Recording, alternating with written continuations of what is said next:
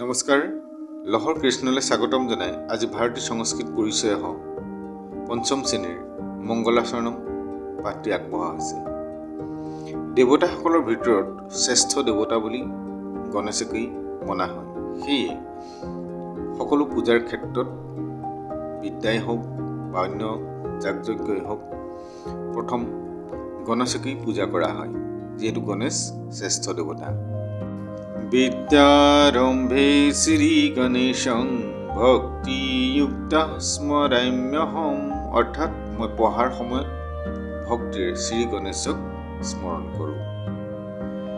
স্মৰামি কমলাৰুৰাং বিদ্যাদেৱীং সৰস্বতী, পদুম ফুলত আৰোহণ কৰি থকা বিদ্যাৰ দেৱী সৰস্বতীক স্মৰণ কৰোঁ। জননী স্মৰণং কৃত্বা স্মিততাতং তথৈব চ, মাতৃক স্মৰণ কৰোঁ আৰু পিতৃক স্মৰণ কৰোঁ। আচাৰ্য চৰণৌ পৃষ্ঠা বিদ্যাৰম্ভং কৰোম্যহম, আচাৰ্যৰ চৰণ চুই পঢ়াৰ আৰম্ভ কৰোঁ। এতিয়া মংগলাচৰণটো একেলগে গাই দিছোঁ। মংগলাচৰণম।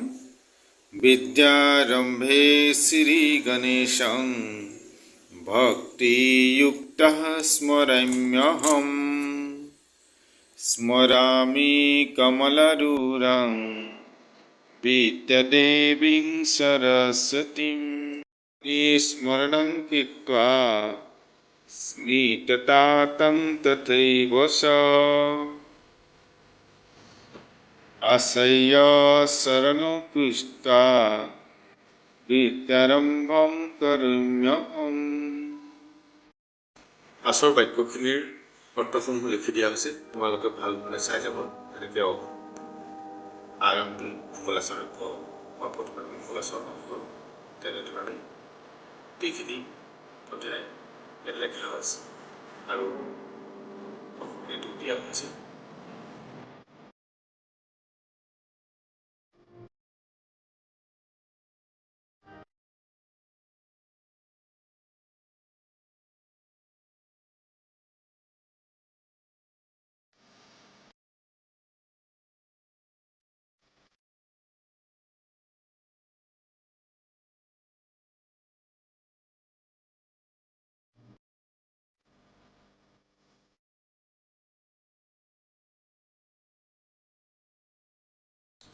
আজিলৈ পাঠ ইমানতে সামৰিছোঁ। পুনৰ এটি নতুন পাঠ লৈ তোমালোকৰ মাজলৈ আহিম। চেনেলটো চাই থাকিবা আৰু চেনেলটোত যদি নতুন তেতিয়াহ'লে এবাৰ ছাবস্ক্ৰাইব কৰি যাবা। নমো নমঃ।